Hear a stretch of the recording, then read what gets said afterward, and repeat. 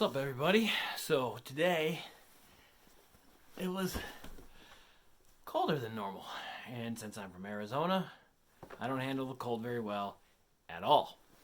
But today was a very enlightening day.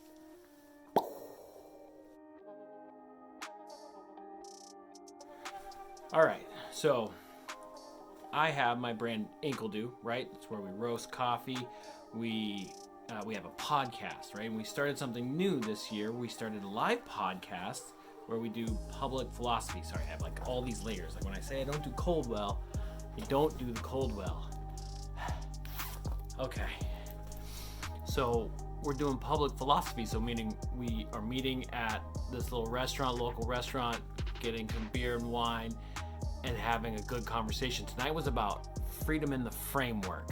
So we're talking about rules and freedom, and I got to sit down with my old philosophy teacher, or as she pointed out, you'll get to hear she's not that old, my previous philosophy teacher, and got to ask her a question that really was hard for me when I was processing my information, when I was trying to get free. I could not figure this out because the language was driving me crazy. So I took the opportunity, I picked her brain. Here's my mini interview. We don't all have to fall in all of the same pitfalls. Right. My share is plenty for me. I don't need everyone else's. Like, you really don't need to join me in this. Yeah. What's up, everybody? We're here. We just did a live podcast, and I'm here with Kelly, Hi. my old philosophy teacher. Well, I'm not that old. Touche. She got me on that one. I gotta think before I talk sometimes. Bonus question here. How can you be both a slave for Christ and free, and made free at the same time? You know the Bible verses that I'm talking about, right? Yeah. Where it's like... So I think it's kind of like the Bob Dylan song. You gotta serve somebody. Okay. You're gonna either serve yourself, or he'll say the devil, or you're gonna serve the Lord. But if you serve yourself, you're a slave to yourself. And guess what? Yourself is very limited. But if you serve the Lord is the Lord of the universe. He's the Word of God that makes God known, and God is known through all that whereby He makes Himself known, the whole universe. So you're freed to know everything through the Word. So by being yoked with God, He's basically pulling you up versus being yoked with something else that would be pulling you down. I think that's so you're more free because it's creating more space because He's bigger than you. Yes. It's everything. He's bigger than, He's the Logos that makes God known, which is everything that's knowable to humans.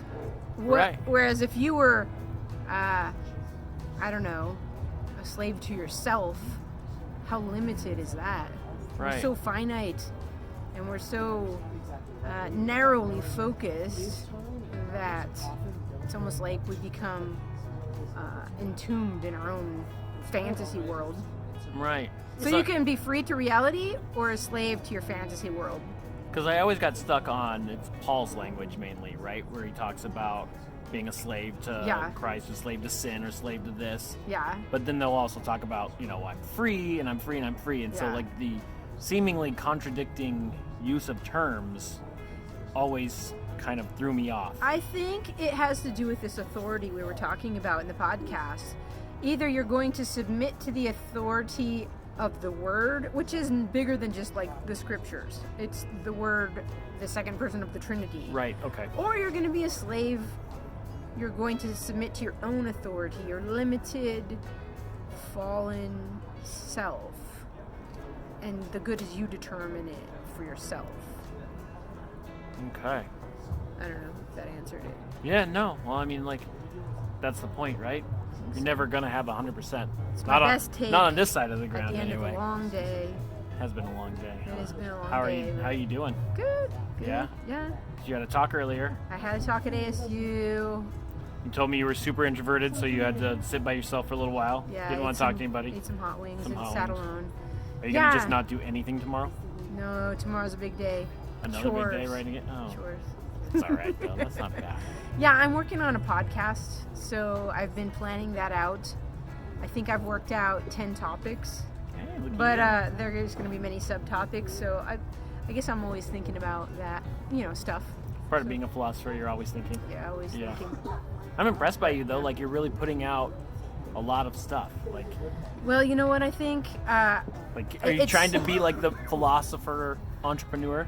No, what happened was, it's kind of what AJ was saying at the end of the podcast, that I realized, I'm in a position of authority. I better use it wisely while I can. And I realized, I'm not going to be this young and beautiful all the time, so I better get my face on the camera. I don't believe that. And I don't believe that in the least. No, really, it's for the students. I wrote Okay. books, and I thought this is how I'm going to contribute, to the body of knowledge, but people don't read. So then they're like, can you make us videos? And I was like, all right, I'll make you videos. But now you have both, because you have one that will Now last. I've got, yeah. The book will last forever. Book will last. The video, actually, now with the internet, will last forever, too, for the most part. But now you have legacy. Yeah. Right? You have well, something that you contributed to the human project that I'm will hoping. stay I'm hoping. forever, right? That's what I'm doing, yeah. And I'm trying to, I know this is the secret part, I'm trying to build a community, hey Brandon, hey AJ, let's do this thing together, because when we're united in the good, we get more done. So I'm like, Right. come help, let's do this work together, because I can't do it all by myself. Kind of like we were just saying, when you're yoked with others, it brings you up. Yep. Or it can bring you down. Hopefully, we're Yeah. yoking with the ones that I hope so. bring us up. Yeah. So There we it is. go. Yeah. Thank you. All right, thank you. Okay, so when starting the 12 steps, right, whichever version you're going into, one of the very early steps is to find the higher power, as they call it. Whatever. You need God. You do. I'm sorry, I'm not sorry, but you do. And here's the thing. As humans, we're wired, we're built, we're created to worship. We're created to be bound to both each other and to God. We're meant to be in community. And so we're going to serve something. We're either going to serve ourselves, we're going to serve somebody else, or we're going to serve God, right? That's all there is. And the analogy that I think about, and that when I look back at, addiction or behavior cycles and things like that, those are binding ourselves to either ourselves or someone else who can't save us, and hoping that they will. And when they don't, then we fall, and then we'll repeat a negative behavior cycle, right? And we know that's the pattern. You look at something outside of yourself, you rely on that to save you, it fails, you cycle through, right? You relapse. And so I was thinking about it, right? You're on a boat. You're connected to something, right? You're going to serve something. You're connected. No matter what, you're going to be connected to something. When you jump, you want to be connected to an anchor that's going to send you down, or you want to be connected to a parachute that's going to lift you up, right? One leads to life, one leads to death. And I think that's the key when we're talking about, connecting with God, especially for breaking negative behavior cycles, right? You got to connect to God so that He can pull you up to His level, right? He's going to keep pulling you up until you get there. And yeah, we're going to fail a lot. We're going to fall down a lot. But as long as we are bound to God, He will continue to pull us up into freedom. So no matter how many times you get knocked down, arise and go.